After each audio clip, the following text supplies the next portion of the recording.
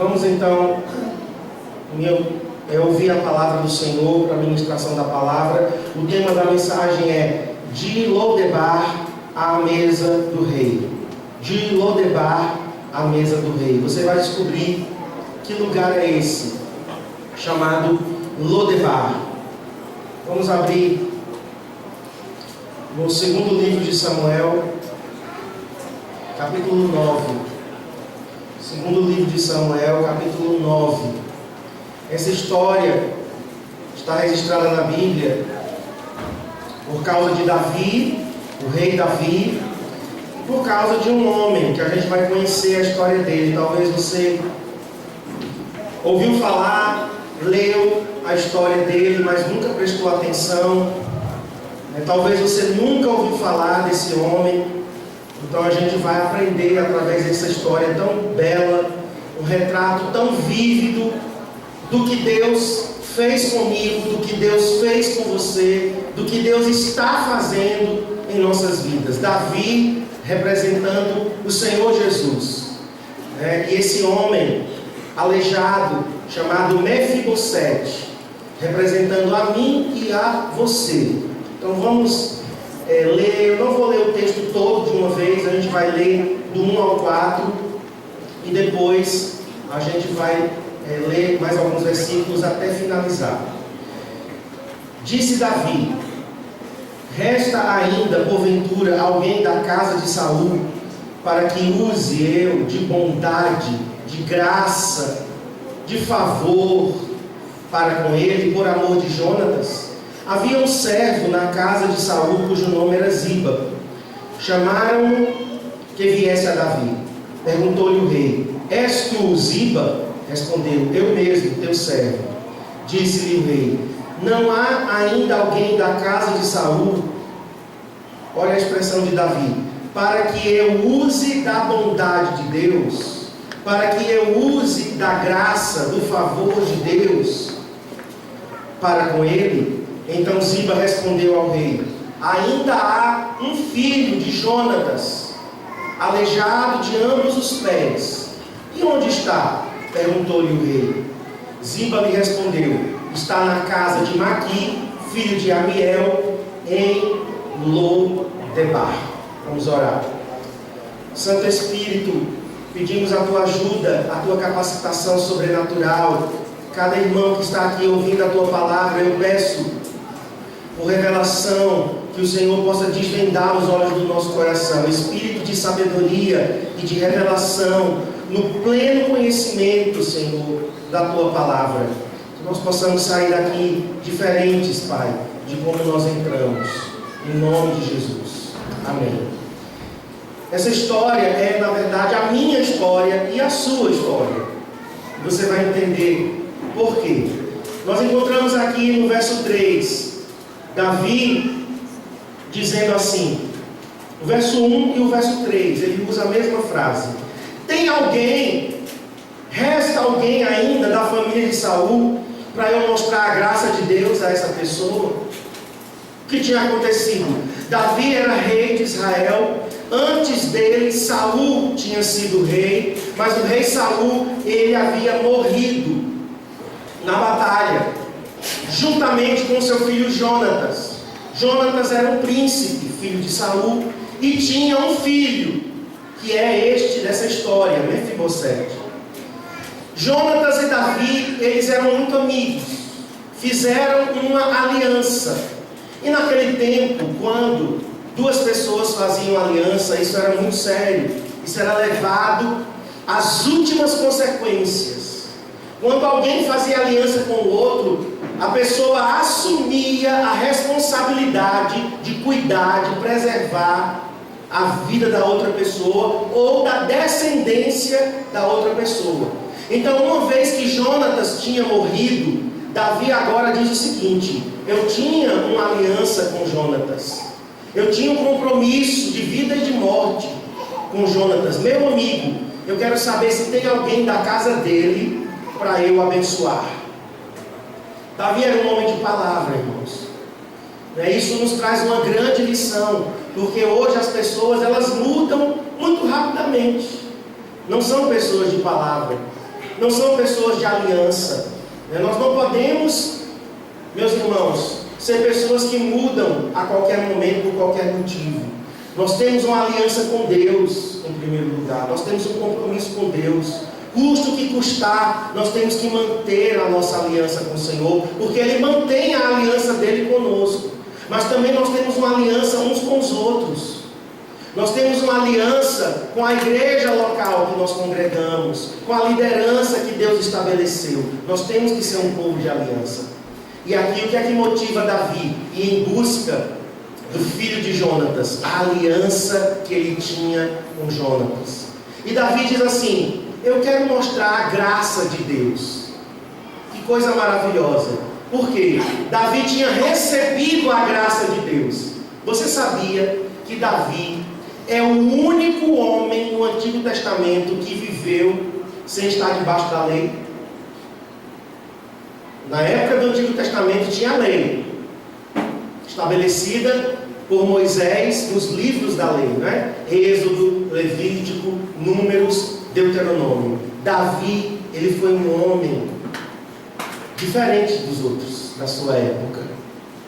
Davi viveu na graça, estando debaixo da lei, mas Davi era um homem fora do seu tempo. Ele vivia além. Eu não vou entrar em detalhes, mas Davi viveu a graça de Deus. Mas ele não viveu a graça só para ele. Existem crentes que são cisternas, e alguns pior ainda, cisternas furadas. Mas tem alguns que são cisternas, ou seja, só recebe, igual o Mar Morto.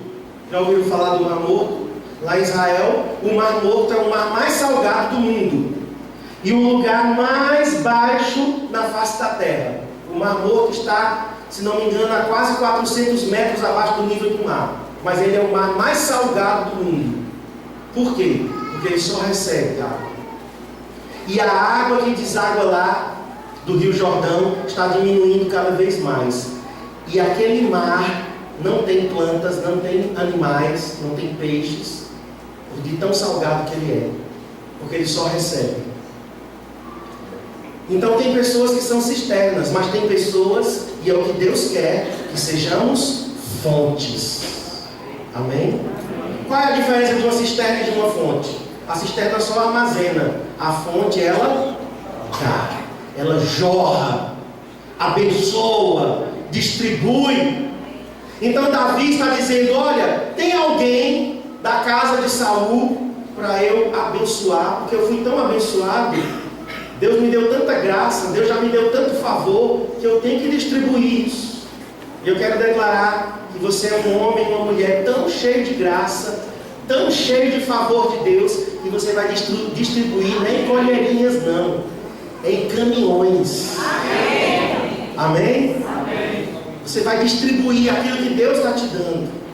Então, a graça que Davi experimentou, a graça de Deus, é o motivo que move Deus em todas as suas ações.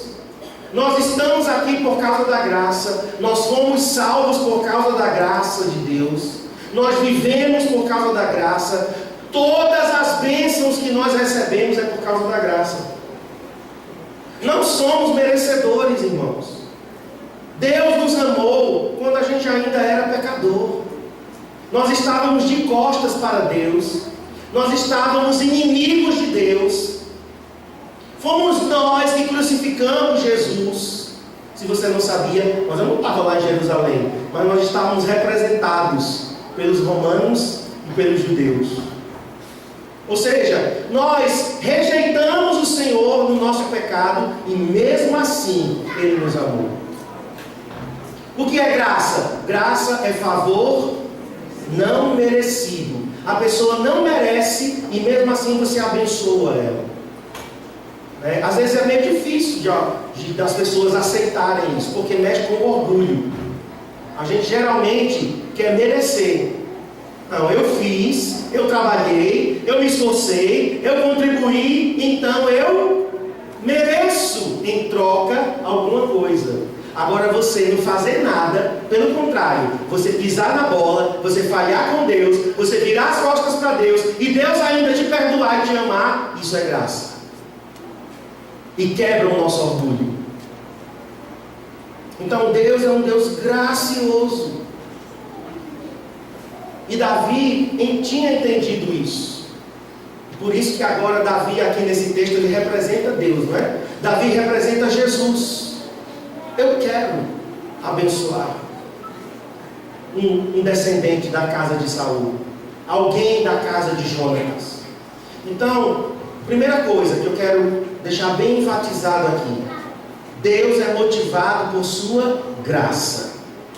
Tudo que nós desfrutamos em nossa vida é fruto da graça de Deus. Se Deus tirar a graça dele da nossa vida e da ação da nossa vida, nós, irmãos, não temos mais nada. Ponto final. A gente acaba. Porque tudo é pela graça. Quantos entendem que é pela graça? Amém. Efésios 2, verso 8 diz o quê? Pela graça sois salvos por meio da fé. E isto não vem de vós, não é nosso, é dom, é um presente de Deus. Não vem de obras para que ninguém se glorie. Então tem pessoas que elas dizem assim: eu mereço a salvação. Mas por que você merece a salvação? Mas ó, eu não bebo, eu não fumo, eu nunca matei ninguém, eu faço tudo certinho. Já viu alguém falando isso? Faço tudo certo, então Deus vai me botar no bom lugar. Isso é o que, irmãos? Orgulho humano. Eu mereço o céu. Eu mereço. E Deus vai dizer a essa pessoa o quê? Não. Se você chegou aqui no céu, não foi porque você fez alguma coisa, foi porque eu fiz alguma coisa por você. Eu fui gracioso. Você está aqui pela minha graça. Então, a graça de Deus é o que motiva ele. Agora vamos conhecer um pouco sobre o Mefibosete. Apesar do nome ser um pouco feio, né? Mas o significado de Mefibosete é bonito. Daqui a pouco eu vou falar. Vamos voltar alguns capítulos. Vamos para o capítulo 4. Capítulo 4, verso 4. Olha a história desse menino. Então Mefibosete era filho de Jonatas e era neto de Saul. Saul era rei. Se Jonatas era filho de Saul, Jonatas era o quê? Príncipe. Concordam? Filho do rei é príncipe. Mefibosete era filho de Jonatas, que era neto do rei. Mefibosete era o quê? Mefibosete era príncipe também. Quem acha que Mefibosete era príncipe? Levanta a mão. Quem acha que ele não era príncipe? E quem não acha nada? Quem é a coluna do meio? Aqui nessa hora todo mundo fica com medo, né? O pastor está com uma pegadinha, então eu não vou passar, não vou pagar nenhum mico aqui não. Mefibosete era príncipe, irmãos. Neto de rei é príncipe. Ok? Neto de rei é príncipe. Então nós temos um príncipe aleijado de ambos os pés. Como foi que ele ficou aleijado? Vamos lá. 4:4 de 2 Samuel. Jonatas, filho de Saul, tinha um filho aleijado dos pés. Era da idade de 5 anos. Então ele era bem novinho. Quando de Jezreel chegaram as notícias da morte de Saul e de Jonatas, então sua ama, aquela que cuidava daquela criança, o tomou e fugiu. Sucedeu que, apressando-se ela a fugir, ele caiu e ficou manco, e seu nome era Mefibosete. Então a notícia da morte de Saul e de Jonatas chegou a Jezreel. E aquela mulher que cuidava de Mefibosete, daquele príncipe, quando ela ouviu a notícia, olha, Jonatas e Saul morreram, então agora cada um por si e Deus por todos. todo mundo tem que fugir, porque os filisteus vão invadir a terra. Então aquela mulher pegou a criança e saiu correndo, e alguma coisa aconteceu no meio do caminho, que a criança tropeçou, caiu, e a queda foi tão feia, que ele então quebrou as pernas, e ficou aleijado de ambas as pernas. É claro que aquela babá, aquela mulher, aquela ama, não iria fazer isso de propósito. Ela fez com toda boa intenção, pegar a criança e sair correndo. Mas aconteceu um acidente. Guarde bem isso, tá? Isso tem tudo a ver com a nossa vida. Algumas coisas que aconteceram na nossa vida, não foi talvez porque alguém quis fazer de propósito. Por exemplo, nossos pais erraram muitas vezes conosco com toda boa intenção. Eles achavam piamente que estavam fazendo o melhor para nós. E não estavam. Assim como eu, às vezes, erro com os meus filhos. E eu acho que eu estou fazendo a melhor coisa do mundo para eles. E às vezes não estou. Então nem sempre, é claro que existem feridas que foram propositais mesmo. Tem coisas que foram planejadas mesmo para nos acabar. Mas muita coisa aconteceu. Por que aconteceu? Às vezes a gente não entende. Porque nós estamos em um mundo caído. Nós estamos num mundo caído. Desde que o pecado entrou na história humana, que existem doenças, que existem catástrofes, que existem traumas, que existem feridas. E aqui nós temos um menino aleijado, involuntariamente, mas que foi ferido em suas pernas. Ele morava, volta agora para o capítulo 9, qual era o nome da cidade que ele morava? Lodebar. Por isso que o tema da mensagem é de Lodebar, a mesa do rei. Então ele morava em Lodebar. Lodebar significa lugar sem pasto, lugar sem grama. Aquela era uma sociedade que dependia da agricultura, dependia dos pastos para alimentar os animais. Eles criavam ovelhas, eles criavam cabras, eles criavam boi, e esses animais precisam de pasto. E e Mefibosete morava num lugar deserto, sem pasto. Mas aí a tragédia ainda não é a completa. Aleijado, morando num lugar deserto, e a Bíblia diz que ele morava de favor. Está na casa de Maqui, filho de Amiel, um príncipe que não tinha sua casa. Um príncipe que era para estar onde? No palácio, mas que estava morando de favor na casa de um desconhecido, num lugar deserto e aleijado dos dois pés. Você quer situação pior do que essa? Eu acredito que Mefibosete, irmãos, ele sofria muito.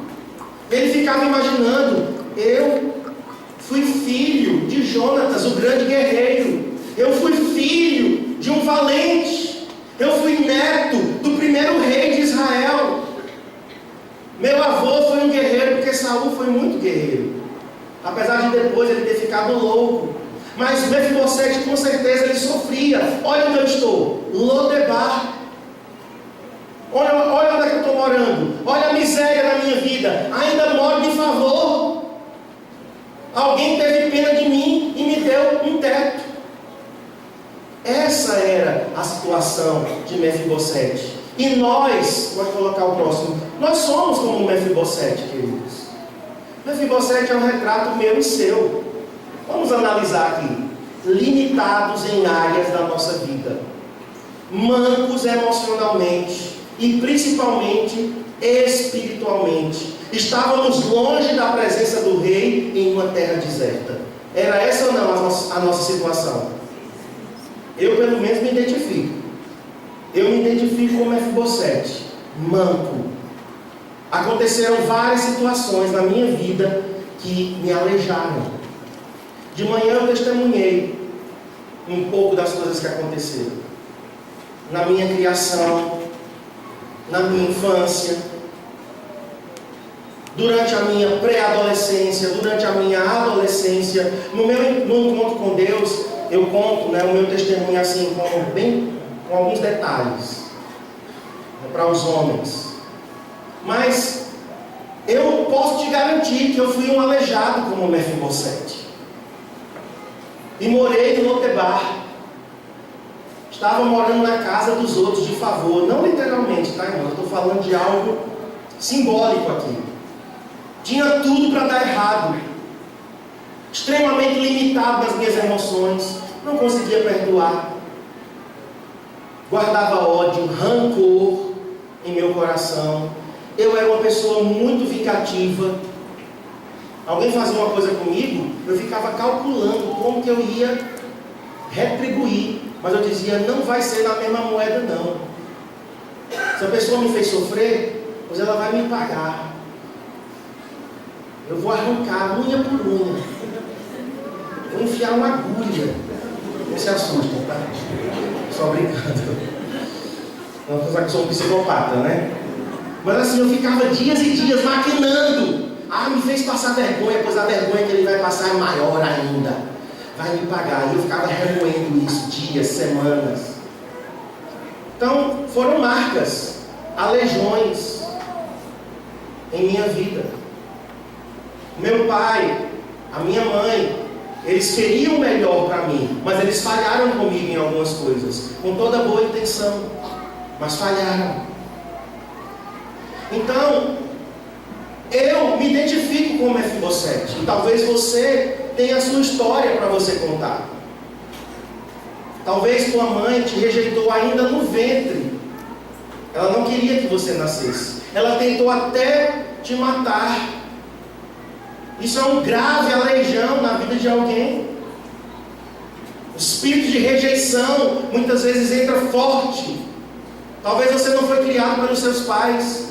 Você foi criado pelos avós, pelos tios. Ou talvez você foi criado por um desconhecido. Por quê? Teus pais te deram como dariam um sapato, um objeto. Isso são marcas. Talvez você sofreu abusos, talvez não sexual, mas verbal, agressões, privações, passou fome. Eu não sei. A gente pode ter aqui uma lista infindável de aleijões, de quedas na nossa vida. Nós não vamos ficar remoendo isso aqui não, irmãos. A gente não vai ficar aqui, coitado de você, olha foi que você sofreu, eu sofri mais. Não, eu sofri mais, mas eu vou contar a minha história. E a gente fica só lambendo nossas feridas. Não é esse o objetivo. Nós estamos aqui para dizer, olha, Jesus aqui no texto é representado por Davi. E Davi, pode colocar o próximo, chama Mefibosete à sua presença. E ao entrarmos na presença do rei, o rei nos promete algumas coisas. Eu quero falar de 3 coisas que Davi disse que faria por Mefibosete. Mas antes de continuar, eu quero só falar o significado do nome. Era um príncipe, mas era um príncipe aleijado de ambas as pernas. Morava em uma cidade deserta, Lodebar, morava de favor. E o nome dele, ele tinha 2 nomes. Esse que está no texto de 2 Samuel é Mefibosete. É um nome muito lindo. Vou dizer daqui a pouco o significado. Mas o nome que ele tinha, o outro, era um nome ligado a um deus pagão. O nome dele era Meribe-Baal. Está lá em 2, vamos ler, 1 de Crônicas. Vai agora lá para frente, depois a gente volta. Passa aí 2 Samuel, aí vai ter 1 Crônicas, aliás, vai ter 1 Reis, 2 Reis, aí você vai chegar em Crônicas. Em 1 Crônicas 8, verso 34. 1 Crônicas 8, 34. Filho de Jonatas foi Meribe-Baal. E Meribe-Baal gerou a Mica. O nome Meribe-Baal significa Baal é o meu advogado. Baal é o meu advogado, ou seja, trazendo para nós, o diabo sabe que somos príncipes. E as mulheres aqui são princesas. Olha para um príncipe, para uma princesa que está perto de você. Porque nós somos o quê? Filhos? Somos filhos do rei. Quantos filhos do rei temos aqui? Então nós somos príncipes, nós fazemos parte da realeza. O diabo, sabendo disso, coloca um rótulo em mim e você, ou rótulos. Vários rótulos. No caso de Mefibosete, no nome dele, o diabo disse: não, vai ser Merib Baal, advogado de Baal. Aliás, Baal é o meu advogado, ou seja, liga a identidade de Mefibosete a uma divindade pagã. Quantos rótulos, quantos ataques à nossa identidade, irmãos. Quantos ataques à nossa identidade. Pessoas que são filhos do rei, príncipes e princesas, mas vivem uma vida de derrota. Aceitam os rótulos que o diabo vai impondo: derrotado, rancoroso, frustrado, ferido. E você vai aceitando os rótulos que ele vai colocando em você. Sabe o que o nome Mefibosete significa? Aquele que extermina a vergonha. É um bom nome. Essa era a verdadeira identidade, mas ele não vivia isso. Ele vivia uma vida envergonhada. Ele vivia uma vida desgraçada. O nome dele significa aquele que extermina, aquele que arranca, aquele que vence, aquele que rompe a vergonha. Deus está nos chamando, irmãos, a vencer a vergonha e a dor. Eu tive que vencer muitas vergonhas e dores da minha vida. Eu tive que vencer. Eu tive que ultrapassar muitos limites. Limites de humilhação, limites de bullying, limites de uma vida solitária. Eu tive que vencer limites do meu temperamento. Eu queria viver uma vida só para mim, voltada para mim mesmo. Como eu falei, limites do rancor, do ressentimento, da vingança, da falta de perdão, do ódio. Eu era um assassino. Não porque eu matei alguém com uma arma branca ou com arma de fogo. Mas Jesus disse que se alguém odeia em seu coração, matou aquela pessoa. Eu odiava. Quantos limites? Mas Deus me chamou para ser um que iria exterminar a vergonha. Vencer a vergonha. Deus está chamando você a vencer a vergonha nessa noite. A romper com todos os limites e rótulos que o diabo pode ter imposto a você. Então vamos lá. Davi então diz: mandem chamar, mandem trazer Mefibosete. Vamos voltar então para 2 Samuel. Vamos continuar a leitura. A partir do 5 agora. Então mandou o rei Davi trazê-lo de Lodebar, da casa de Maquir, filho de Amiel. Mandou trazer. Manda buscar esse homem. Vindo Mefibosete, filho de Jonatas, filho de Saul, a Davi, inclinou-se, prostrando-se com o rosto em terra. Então ele vem assim com muito temor. Na verdade ele vem com medo mesmo. Ele vem tremendo. E Davi diz: então lhe disse Davi: não temas. Antes, disse-lhe Davi: Mefibosete. Ele chama Mefibosete pelo nome mesmo dele. Davi não diz Merib Baal, que é o outro nome. Como eu falei, Davi aqui está representando Jesus. E Jesus nos chama pelo nosso verdadeiro nome. Você sabia que tem um nome que nós vamos receber, que ninguém conhece?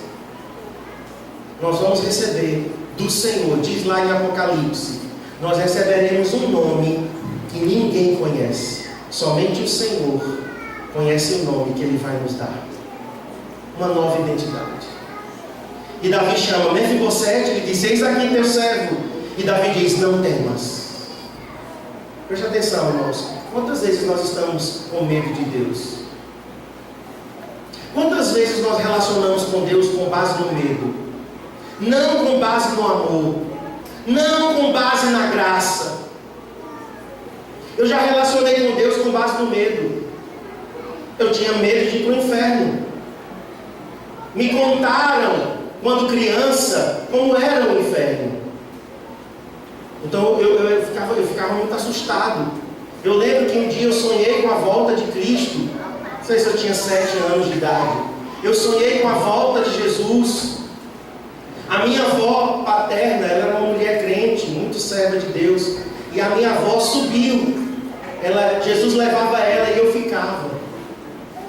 E eu começava a gritar no sonho desesperado. E acordei gritando: não me deixe, Jesus, não me deixe. Então, um dos grandes medos que eu tinha era do inferno. Eu relacionava com Deus com medo. Porque Deus era um Deus carrasco. Deus era um Deus punitivo. Deus era um Deus, né, que vinha mesmo com tudo para cima de mim. Foi assim que eu aprendi. Aprendi de uma forma errada. Aprendi de uma forma distorcida. Aqui Davi, quando recebe aquele aleijado, aquele príncipe aleijado, Davi, a primeira coisa que diz: não tenha medo. Ouça o que Deus está te dizendo nessa noite. Ouça a voz de Deus, feche seus olhos e ouça Ele dizendo a você: não tenha medo, eu te amo, eu te recebo na minha presença. Eu não vou fulminar você, eu não vou pegar um raio e jogar na tua cabeça. Eu não sou assim. Ouça o Senhor te dizendo: não tenha medo. Por vários e vários textos da palavra, Deus diz isso. Deus disse a Abraão, Deus disse aos pais de Sansão, Deus disse a Josué, Deus diz aqui, através de Davi, a Mefibosete, o anjo disse a Maria: não tenha medo. Agora olhe para mim. Você não pode relacionar com Deus na base do medo. Isso não muda a vida de ninguém. Por isso que a primeira coisa que Davi diz, a primeira coisa que o rei diz que vai fazer é: eu vou usar de bondade para contigo. Olha aí comigo, o verso 7. Davi diz: não tenha medo. Eu usarei de bondade, de graça. A palavra aí, bondade, é a mesma do verso 1, é a mesma do verso 2. Desculpem, é a mesma do verso 3, 1, 3 e 7. É a mesma palavra, bondade, que é a palavra recede. Recede significa amor leal, amor de aliança, amor de pacto. Em outra tradução diz graça. Deus é um Deus de graça. Então Davi está dizendo: Mefibosete, eu vou usar de graça com a tua vida. Eu vou usar de favor. Eu não vou te matar. Qual era o medo daquele príncipe aleijado? Era que o rei matasse ele. Por quê? Porque quando o rei assumia o trono e tinha descendentes de outro rei, o que é que ele fazia?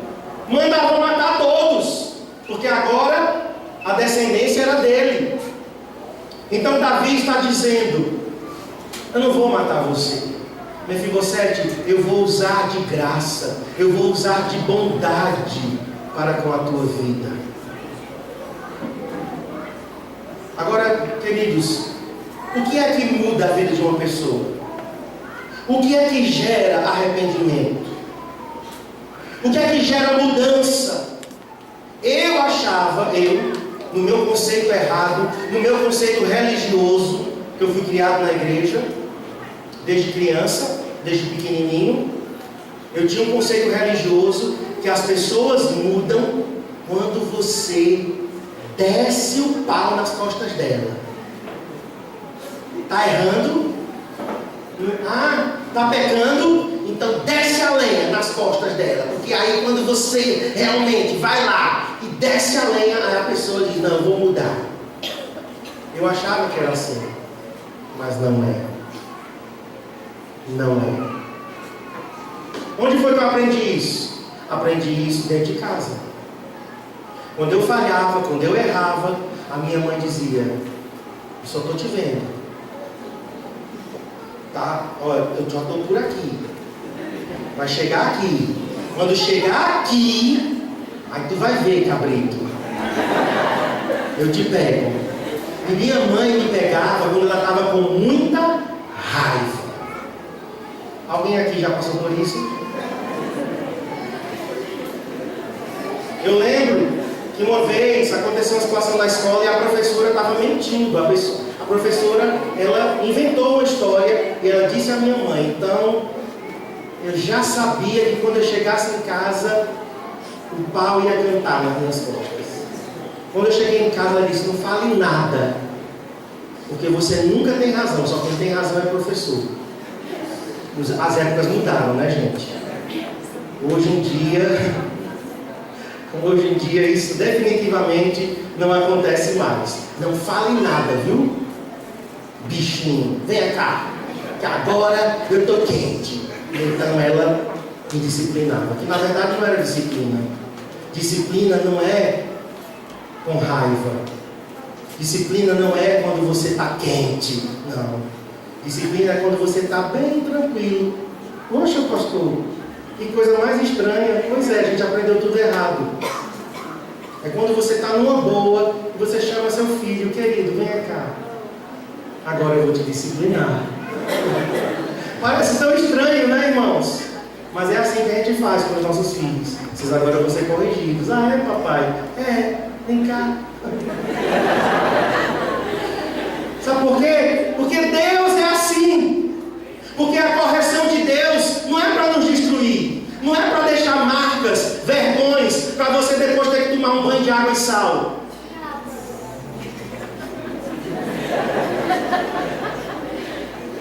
A minha mãe, ela tinha, não era palmatória não. Minha mãe era uma escova de escovar sapato. Aquele escovão, que é a madeira dessa grossura assim. Não vou nem dizer os detalhes, né? Já imagina. Teve um dia que era eu que estava com muita raiva e eu não chorei. E aí eu não chorando provocava mais raiva nela ainda. Só vou parar quando você chorar. Já pensou, irmãos? Que coisa distorcida. O que é que a gente faz? Joga isso para Deus. Então a gente acha que Deus nos trata assim. Então a gente fica com medo de Deus. E o nosso relacionamento é com base no medo e não com base no amor. Mas Romanos 2,4, abra lá comigo. Romanos 2,4. Olha o que Paulo diz. Isso para mim foi revolução, viu? Eu ouvi esse versículo em 1993 pela primeira vez. Eu já tinha lido a Bíblia algumas vezes, mas foi em uma sala de aula em Brasília com uma pastora Ana Almeida, numa aula de cura. Pastora Ana abre a Bíblia e lê Romanos 2,4. Marcou a minha vida para sempre. Diz assim: ou desprezas a riqueza da sua bondade e tolerância e longanimidade, ignorando que a bondade de Deus, olha aí, ignorando que a bondade de Deus é que te conduz ao arrependimento. Então o que é que nos conduz ao arrependimento? A bondade de Deus. Deixa eu traduzir esse versículo. Deus é tão bom, Deus é tão amoroso, Deus não nos trata como a gente merece que a gente fica constrangido. Com certeza você já ficou constrangido com alguém que te tratou de uma forma diferente como você merecia. Você foi grosseiro, você foi estúpido, ou você falhou, você pisou na bola e a pessoa te trata com muito amor e carinho. O que é que você sente? Pelo menos uma pessoa normal. O que é que ela sente? Vergonha. É assim, irmãos? Pelo menos por normais, né? Vergonha, poxa vida, eu tratei tão mal essa pessoa, eu pisei na bola e ela me tratou com tanto amor e carinho. Que vergonha! Isso é constrangimento. E me leva ao quê? A mudar. É assim que Deus lida conosco. Sua bondade, sua graça, sua benignidade. Deus é tão bom, Deus é tão gracioso. Eu amo tanto o Senhor que eu quero mudar. As pessoas não estão acostumadas com esses conceitos. Então, no seu dia a dia, faça isso. Comece a usar mais a graça e a bondade, para você ver as pessoas mudando. Porque é assim que Deus faz. Esses dias eu pedi a um dos nossos líderes o telefone de alguém. Eu me lembrei dessa pessoa e aí senti vontade de ligar para ela. E quando eu fui ligar, eu imagino que quando a pessoa ouviu que era o pastor, que a primeira coisa que ela vai pensar, vai perguntar por que eu não estou indo na igreja, vai perguntar o que foi que aconteceu, qual é o meu pecado, vai lembrar que eu pisei na bola há tanto tempo atrás. E simplesmente, eu já sabia o que eu ia falar. E simplesmente eu disse: olá, tudo bom? Tudo bom. Eu estou te ligando só para te dizer uma coisa. Estou te ligando para te dizer que você é precioso, que eu não esqueci de você, me lembrei de você ontem à noite. Por isso que eu estou te ligando, porque eu estou sentindo muito a sua falta. Isso traz mais resultado do que eu dizer: cadê tu? Eu imagino que tu estás em pecado, para estar fugindo assim, se escondendo, alguma coisa feia fez. Não, eu não fiz referência a nada, apenas expressei meu amor e disse: olha, eu quero orar contigo. Foi um telefonema, talvez de 1 minuto e meio. Hoje de manhã eu tive a alegria de vê-lo aqui. Estou crendo que a bondade de Deus vai alcançá-lo. Porque se não for assim, irmãos, por medo, por ameaça, ninguém vai mudar de vida. Eu não mudo por ameaças. Você não muda. Os outros não vão mudar. Deus sabe como lidar conosco. Amém? Amém. O meu bicho aqui descarregou. Nada não, deixa eu ir para cá.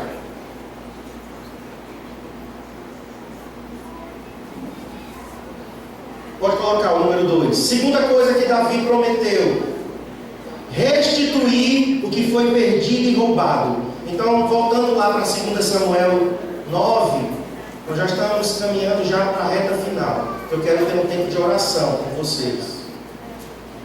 2 Samuel 9, o verso 7 ainda, ele diz: eu vou usar de bondade para contigo por amor de Jonatas, teu pai. Segundo, Mefibosete, eu vou te dar de volta as terras de teu avô. Eu vou restituir o que você perdeu e o que foi roubado. E eu creio que aqui a gente não tem muita dificuldade, né? Por quê? Porque na verdade, muitas pessoas só querem Deus para que Deus restitua o que foi perdido e roubado. Eu quero te dizer, não fique preocupado com isso. Vai vir no pacote inteiro. Não fique correndo atrás de Deus só para Ele te dar de volta o que você perdeu, o que o diabo levou, sei lá. Talvez a música preferida de muitos crentes, e eu gosto dessa música, tá, irmãos? Não vejam isso em tom de crítica, tá? Mas parece que a música de alguns crentes, eu vou fazer uma paródia com ela, é: restitui, eu quero de volta o que é meu, um carro novo, uma casa lá na Rua Barbosa. Restitui uma esposa de olhos verdes e bem loira. Parece que a restituição é só material, irmãos. Tem gente que só está querendo Deus para isso. Davi disse a segunda coisa: eu vou te dar de volta as terras, mas primeiro não esqueça de Jonatas era meu amigo. Jonatas tinha uma aliança comigo. Tudo que eu estou fazendo é graça. Sabe o que é que Deus está nos dizendo? Você não precisa ficar correndo atrás das bênçãos. Corra atrás de mim. Me ame mais. Desfrute da minha graça, desfrute da minha presença, e o resto vai vir de reboque. Amém? Amém. Mas não vamos deixar de falar disso aqui não. Por quê? Porque quando nós desfrutamos da graça de Deus, a restituição. E Jesus veio para devolver, restituir o que o diabo nos roubou. Lá em João 10:10, quem sabe esse versículo memorizado? Jesus diz o quê? O ladrão não vem senão para matar, roubar e destruir. A missão de Satanás é essas três, tríplice missão: matar, roubar e destruir. Matar sonhos, matar pessoas literalmente, matar a vida espiritual, destruir sonhos, destruir famílias, destruir casamentos. Roubar o quê? Roubar muitas vezes, irmãos, o nosso futuro. Alguns foram roubados na infância, saqueados durante a juventude. Fomos saqueados de várias formas, mas Jesus disse: mas eu vim para que tenham vida e a tenham em abundância. Então Jesus veio para, como Davi, restituir de volta o que tinha sido roubado. Agora vamos ver se vocês são bons de Bíblia mesmo. 1 de João 3:8, sem abrir. Se está aberto, não vale. 1 de João 3:8, parte B, diz o quê? Vou ajudar. Para isto se manifestou o Filho de Deus para destruir, desfazer as obras de Satanás. Esse é um versículo poderoso, não é? Jesus veio com uma missão. O diabo veio com uma missão. Jesus veio com uma missão: destruir, desfazer as obras do diabo. Então, olha, no pacote de salvação, de cura, de libertação, vem também restituição na nossa vida. Amém? E a terceira e última coisa que Davi promete e essa é a melhor de todas, viu? Eu te dou um conselho: fica com essa, porque o resto vai vir. Essa é a melhor de todas. Olha que privilégio. Coloca o número 3: fazer-nos sentar à sua mesa e comermos do seu pão. Isso é um privilégio muito grande, sentar à mesa do rei. Só quem senta à mesa do rei são os convidados reais, são os filhos do rei. Então Davi está dizendo: Mefibosete, você vai sentar comigo, meu chapa. O negócio agora é comigo, é na minha mesa. Eu vou te sustentar. E o que é sentar à mesa, irmãos? Primeiro, hospitalidade. Todos nós gostamos de ser bem recebidos. Todos nós, viu? Você fica muito bem em um lugar onde você é bem recebido. E se você foi mimado e paparicado, aí você fica. Uma irmã disse: pastor, eu quero que você vá para a minha casa de praia. Isso há muitos anos atrás. Fomos para a casa de praia dela. E ela estava lá com a família. E ela disse o seguinte: pastor, é o seguinte, vocês aqui não vão fazer nada. Nada. Nem forrar a cama, vocês vão forrar. Vocês levantam, escovam os dentes, né? Já se veste para ir para os passeios, senta à mesa e o resto é conosco. E a gente fez isso. A gente queria forrar a cama. Não! Se fizer isso, eu fico muito chateada. Não, tá bom, tá certo. Quando a senhora chateada, a gente deixa a cama desforrada mesmo. Sentamos na mesa e ela pegava um sininho. Vinham as empregadas. Pois não, o que é que o senhor quer? Gente, eu me senti um príncipe. E nos serviam. Só faltava botar na nossa boca e mastigar. E fazer assim no meu queijo. Tratado, não tirava o prato da mesa. Realmente uma hospitalidade. Eu digo: meu Deus, não quero mais sair daqui. Aí essa irmã um dia disse: pastor, isso já depois, né? Ou foi antes ou foi depois? Ela disse: pastor, eu fiz um pão húngaro para vocês. Eu digo: vamos lá comer o pão húngaro. Irmãos, eu me senti tão à vontade na casa da irmã que eu comi o pão todinho. Cristiane disse: Marcos, pelo amor de Deus, a mulher fez o pão, era um pão grande, não era para tu comer todo. Não, mas ela me deixou tão à vontade, né? Fica à vontade, a casa é sua. Eu fiz foi para vocês mesmo. Tá bom. Né? A senhora está insistindo tanto. Gente, é muito bom essa hospitalidade, ou não é? Deus faz isso conosco. Ele é um Pai tão bom, tão bom, tão bom. Diz o Salmo 23, olha lá comigo. Salmo 23, versos 5 e 6. Eu sei ele decorado porque quando eu tinha 8 anos de idade, tive uma professora muito abençoada na minha segunda série, 7 anos, aliás. E eu decorei o Salmo 23 e o Salmo 91 e nunca mais esqueci. Então, o Salmo 23, versos 5 e 6 diz o quê? Preparas-me uma mesa na presença dos meus inimigos, unges a minha cabeça com óleo e o meu cálice transborda. Certamente que a bondade e a misericórdia do Senhor me seguirão todos os dias da minha vida e habitarei na casa do Senhor para sempre. Esse salmo é o salmo do bom anfitrião, especialmente o verso 6 e o 5 e o 6. Naquela cultura, na cultura oriental, eles tratavam muito bem os seus hóspedes.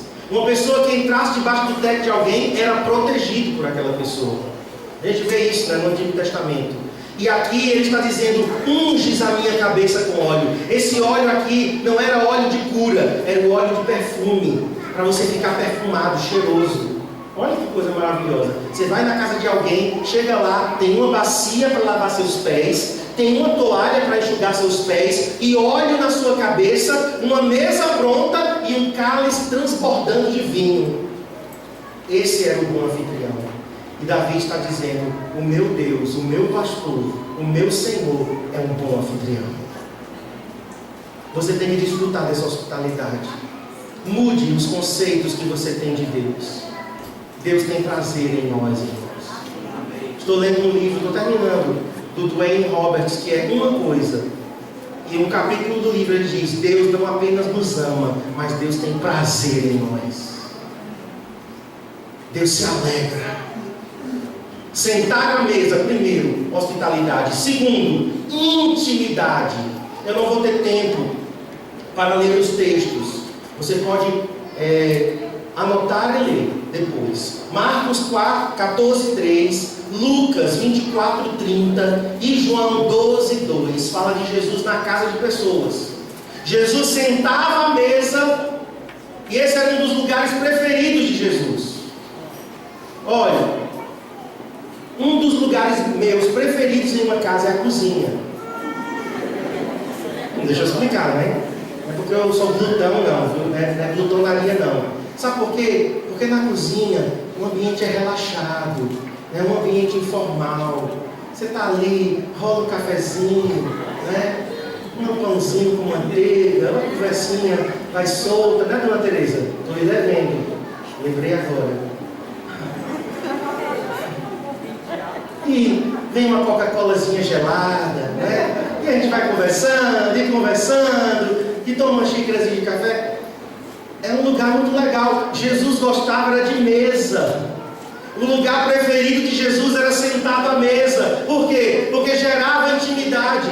Deixa eu te perguntar: alguém aqui, você já comeu na frente de um desconhecido, assim, frente a frente com um desconhecido? Como você se sentiu? Vamos ver se você é igual a mim. Você fica meio estranho, não fica? Você fica com vergonha. Será que eu estou abrindo a boca demais? Será que ele está vendo meus dentes tortos? E será que será que ficou algum pedaço de carne no meu dente ou um pedaço de alface? Você fica meio estranho. Por quê? Porque não tem intimidade. Agora, com quem tem intimidade, você faz igual eu na casa da irmã. Come o pão todo. Você fica à vontade. Ela: não, pastor, eu fiz isso para vocês mesmo. Olha, depois, irmãos, veio uma torta de morango com chocolate. Até hoje eu sinto o sabor daquela torta. Uma torta de leite condensado com morango e chocolate, que era o céu. Aquilo era avivamento. Me deixou muito à vontade. E ainda disse: leve para casa, pastor, que sobrou. Porque aqui a gente não vai comer mesmo. Pode levar. Leve, irmã. Não seja por isso. Ela estava fazendo tanta questão, eu levo. Ou seja, ela realmente, o boa anfitriã. Mas não só isso, ela me deixou num ambiente de intimidade. E eu tenho um carinho muito especial por ela. Ela não está morando mais aqui, mas quando eu vou lá na casa dela em Maceió, eu fico muito à vontade. Porque nós temos essa amizade, nós temos essa intimidade. É isso que Deus está falando através de Davi. Senta à mesa, para de protocolo. Tem gente que chega diante de Deus com palavras difíceis, achando que vai comover Deus. Tem gente que muda a voz para orar. Isso é uma tolice. Meu Deus, isso é a maior tolice que alguém pode fazer. Irmão, ora. Aí.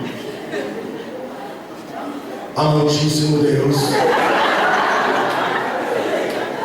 aqui estou, Senhor, entrando na tua presença. Quer dizer que você estava fora dela. Então. Se você está entrando é porque você saiu. Poxa, se você saiu, está ferrado, né? Estou entrando na tua presença.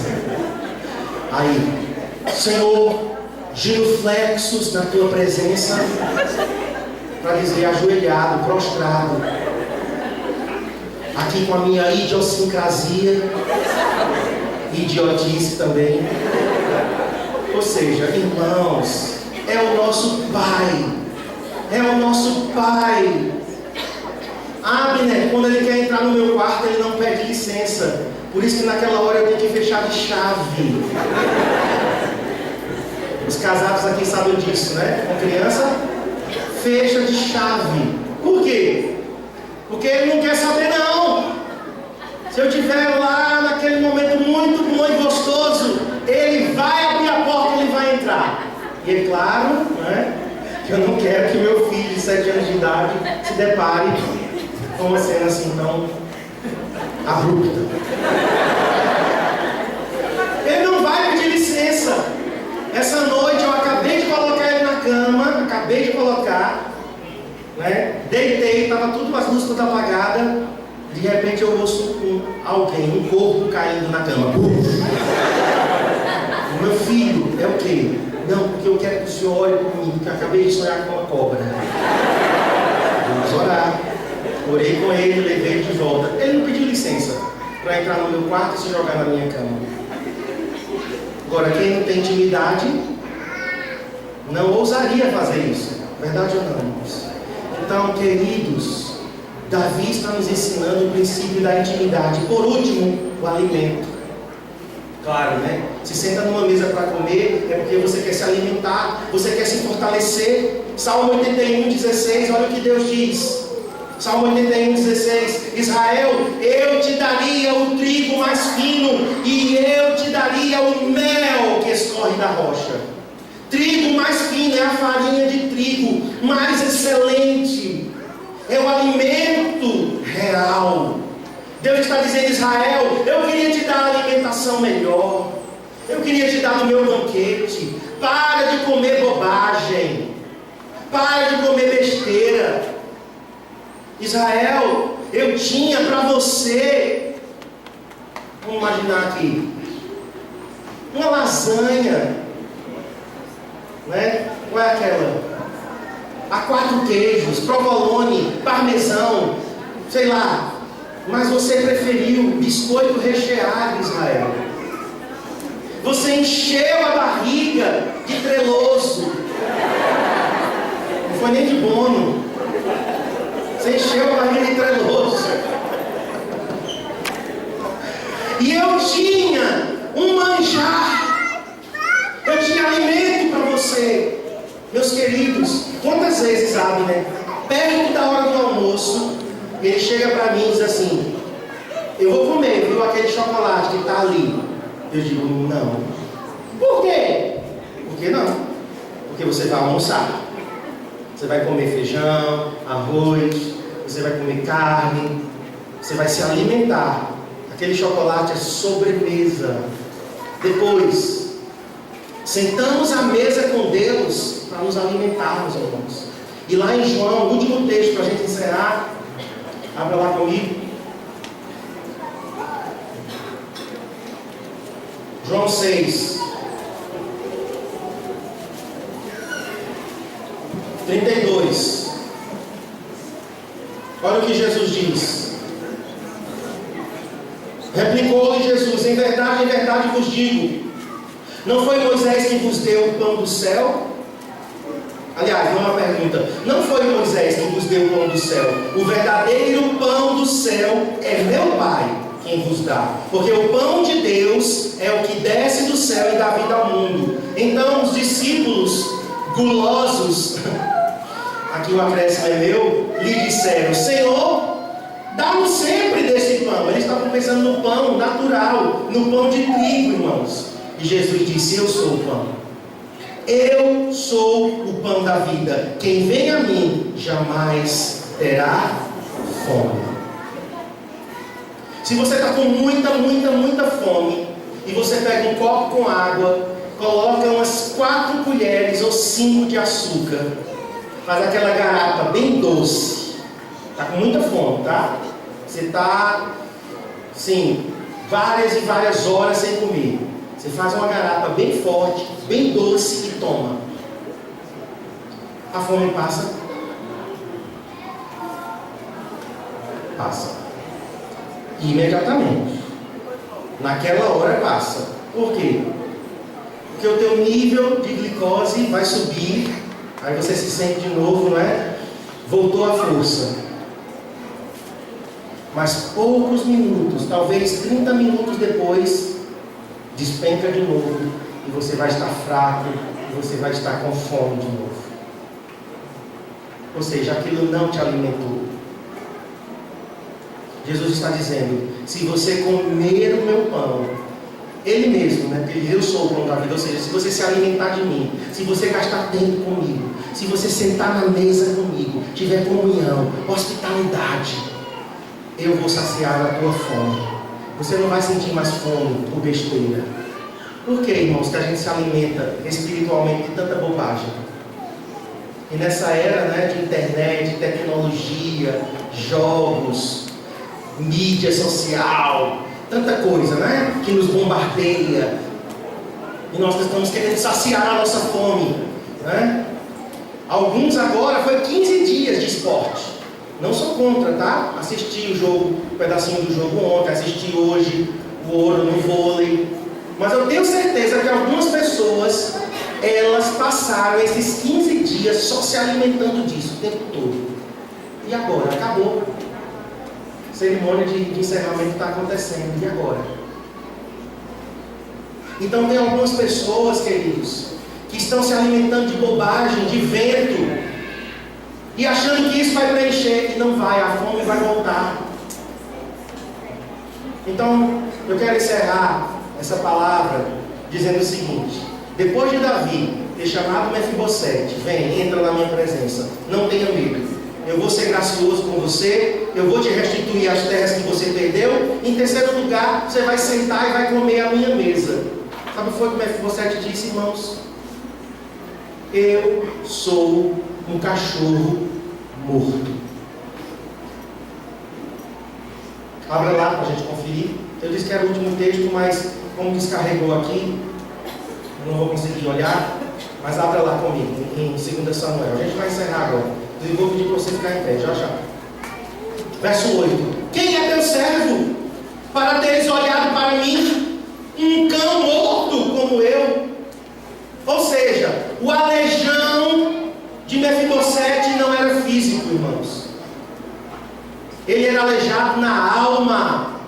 A autoestima daquele homem, ó, lá embaixo, ele se via como um cachorro morto. Qual é o valor de um cachorro morto?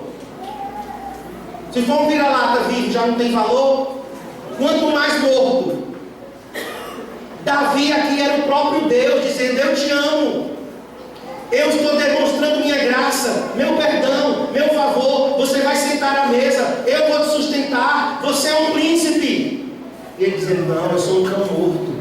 Isso daqui, irmãos, é um espírito de autocomiseração. Isso daqui é autopiedade. Olhe para mim, eu não falei isso nos outros cultos, mas talvez alguém aqui precise ouvir isso. O pior sentimento que você pode ter, e você está alimentando demônios, é quando você tem pena de você mesmo. Você é a vítima. Todo mundo parece que é uma conspiração contra você. Enquanto isso, o diabo está gostando, se alimentando da sua autopiedade. Saia disso agora. Toma uma decisão hoje. Eu não sou um cão morto, eu sou filho do rei. Amém. Eu vou me assentar à mesa com o meu rei e vou comer com ele. Ele me chamou, eu vou. E termina dizendo, 11, comeu, leia aí comigo, tá? Comeu, pois, Mefibosete à mesa de Davi, como um dos filhos do rei. Porque ele era o quê? Príncipe. Ele era um dos filhos do rei.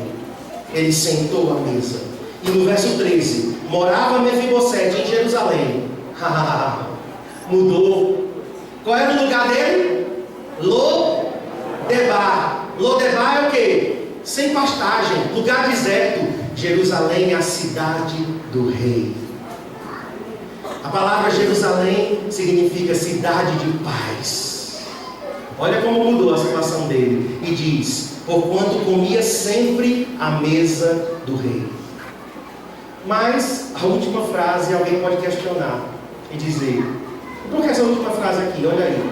A última frase do capítulo 9, qual é?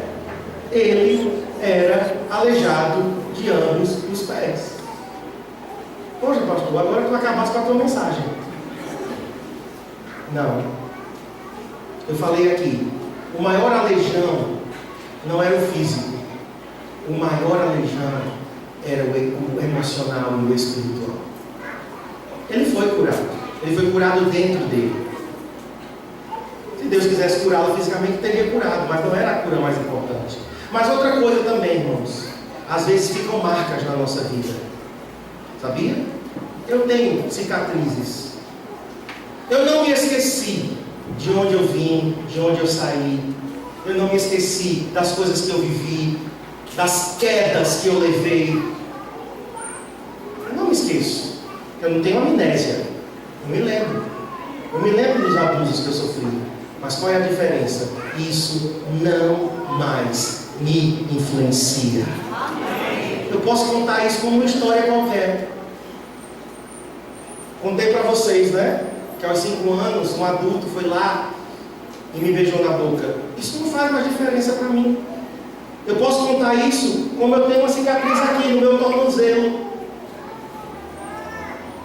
Eu posso dizer, olha, eu tenho uma cicatriz aqui. Eu levei um corte quando eu tinha 5 anos de idade no portão. E até hoje eu tenho a cicatriz aqui. Quer ver? Não faz diferença. Por quê? Porque a cura aconteceu dentro de mim.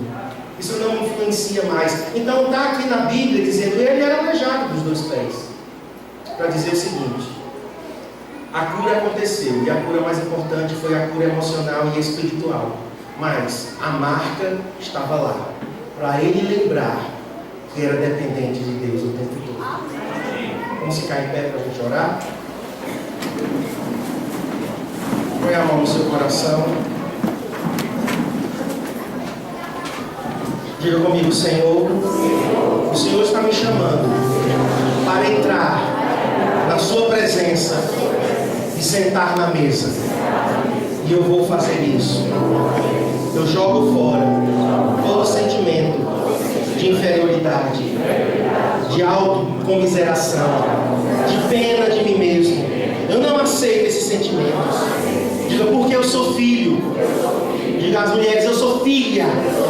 Os homens, eu sou filho do rei. E eu vou me comportar como tal. Eu sento à tua mesa. Tenho intimidade contigo. E me alimento da tua presença. Pai, em nome de Jesus eu oro, Deus, para que nessa hora, como o Senhor fez com Mefibosete, esse príncipe, marcado pela vida, marcado pela dor, marcado pelas circunstâncias, mas o Senhor teve misericórdia dele através de Davi, e resgatou ele daquela posição de miséria, de derrota, de perda, de dor, de vergonha, como o próprio nome dele dizia, aquele que vai vencer, aquele que vai exterminar de uma vez por todas a vergonha. Nós queremos nessa noite, Senhor, experimentar o mover sobrenatural do Espírito Santo. Quero que você feche seus olhos e levante suas mãos aos céus, dizendo, Pai, eu estou na tua presença Pai, obrigado pelo seu amor. Pai, obrigado pela sua graça. O Senhor é um Deus de graça e bondade. Certamente que a bondade e a misericórdia do Senhor me seguirão todos os dias da minha vida, e habitarei na tua presença. Enquanto cantamos essa canção, eu quero dar oportunidade para aqueles que querem nessa noite receber a graça de Deus na sua vida. Você que se identificou com essa mensagem, você se via como Mefibosete, morando de favor, espiritualmente falando, emocionalmente, na carona dos outros, em Lodebar, num lugar deserto, esquecido, aleijado de ambos os pés. Mas o Rei está te chamando nessa noite. Vem, filho amado, vem como estás, vem para os meus braços. Pai, estou aqui.